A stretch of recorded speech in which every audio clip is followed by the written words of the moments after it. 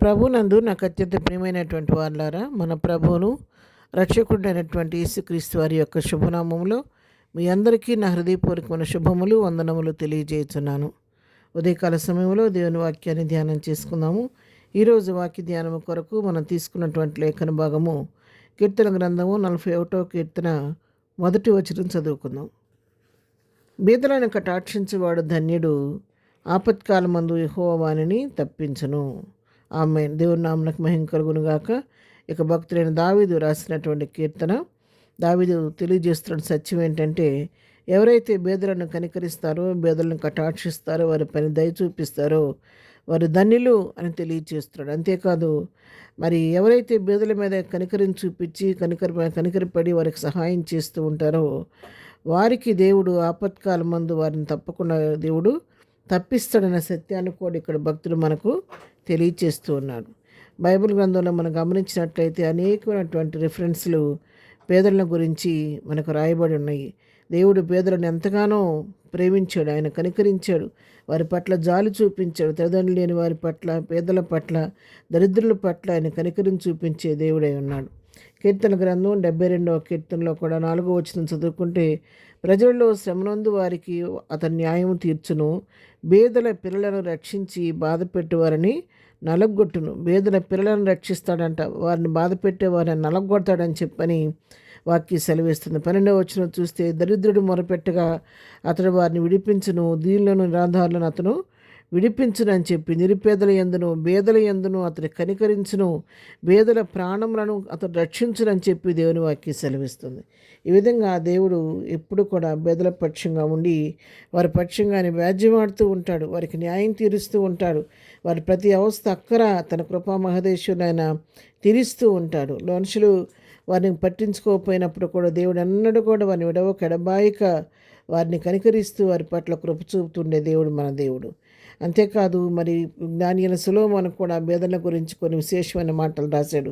సామెతల గ్రంథం 14:21 వచనం చదువుకుంటే, తన పొరుగు వారిని తిరస్కరించేవాడు పాపం చేయవాడు, బేదలను కటాక్షించేవాడు ధన్యుడు. ఇక్కడ జ్ఞాని అయిన సొలొమోను చెప్తున్నాడు, తను కూడా బేదలను కటాక్షించేవాడు ధన్యుడు, పొరుగు వారిని తిరస్కరించేవాడు అతను తెలియకుండానే పాపం చేస్తున్నాడు. ఒక వ్యక్తిని తృణీకరించడం, ఒక బేదలను దరిద్రులను తృణీకరించడం ఏంటంటే అది పాపం చేస్తారని చెప్పి తెలియచేస్తున్నాడు. ఎవరైతే వారిని కటాక్షిస్తారో మరి వారి విషయంలో దేవుడు ధనులు అని చెప్పి వాక్యం సెలవిస్తుంది. అంతేకాదు 14:31 వచనం చూస్తే, దరిద్రుడిని బాధించేవాడు మన సృష్టికర్తను నిందించేవాడు, బేదను కనికరించేవాడు ఆయన ఘనపరిచేవాడు. చూసారా, బేదలను గనక మనం బాధిస్తే గనక అది ఏం చేసినట్టు తెలుసా, మన ప్రభువునటువంటి మన సృష్టికర్తను మనం నిందించినట్లంట. దరిద్రుని బాధిస్తే బేదలను కనికరించేవాడు ఆయన ఘనపరిచేవాడు. ఎవరైతే బేదలను కనికరిస్తారో వాళ్ళు దేవుని ఘనపరుస్తున్నారని చెప్పనే సత్యాన్ని కూడా ఇక్కడ మనకు తెలియచేస్తున్నాడు. అంతగా బేదల విషయంలో దేవుడు శ్రద్ధ చూపిస్తూ ఉన్నాడు. అక్కడ మాత్రమే కాదు, మరొక వాక్య భాగం కూడా మనం గమనించినట్లయితే 19వ అధ్యాయం సామెతల గ్రంథం 17వ వచనం మనం చదువుకుంటే, బేదలను కనికరించేవాడు యెహోవాకు అప్పించేవాడు, వాని ఉపకారమునకు ఆయన ప్రత్యుపకారం చేయను. చూసారా, బేదలను కనికరించేవాడంట ఎవరికి అప్పిస్తున్నాడో తెలుసా, దేవునికి యెహోవాకే అప్పిస్తున్నాడంట. వారికి కొంత సహాయం మనం చేస్తే ఆ సహాయం ఎవరికి ఇచ్చినట్లు, బేదలకు ఇచ్చినట్లు కాదంట, దేవునికి అప్పించినట్లు అవుద్దంట. అయితే ఆ చేసిన సహాయానికి, ఆ ఉపకారానికి దేవుడు తప్పకుండా ప్రత్యుపకారం కూడా చేస్తాడనే సత్యాన్ని ఇక్కడ వాక్యంలో మనం చూస్తూ ఉన్నాం. కాబట్టి బేదలను తృణీకరిస్తే అది పాపమని వాక్యం సెలవిస్తుంది. వారిని సృష్టికర్త నిందించినట్లు అని చెప్పి వాక్యం సెలవిస్తుంది.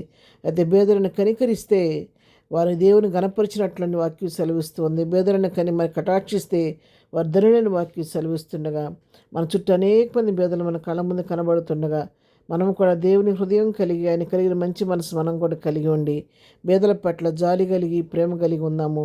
మనకున్న దానిలోనే వారికి చేతనైన సహాయం చేసి వారి అవసరతలో పాలు పంచుకొని ప్రభు కృపకు పాత్రలు అవుదాం. ప్రార్థన. ప్రేమ కలిగిన తండ్రి, పరిశుద్ధురాని పాదములకు వందనాలు. మేము కూడా మా చుట్టూ ఉన్న బేదలను కనికరించే మనసు, కటాక్షించే మనసు, వారికి సహాయం చేసే మనసు మాకు దయచేయండి ప్రభా. ఎన్నడూ కూడా వారిని తృణీకరించకుండా, తిరస్కరించకుండా, తూలి మాట్లాడకుండా ప్రభా, వారిని స్వరూపంలో చేయబడినటువంటి మనుషులని గుర్తెరిగి వారిని ప్రేమించే హృదయాలు మాకు దయచేయండి. ఎదురం మేము చేయి పని పాటలో తోడుగుండండి. రాకపోకలో క్షేమం దయచేయండి. ఏదైనా బర్త్డే మ్యారేజ్ చేసుకుని బిడ్డలను దీవించండి, ఆశీర్వదించండి. బలహీనను ముట్టండి, స్వస్థపరచండి. దుఃఖంలోని వారిని ఓదార్చండి.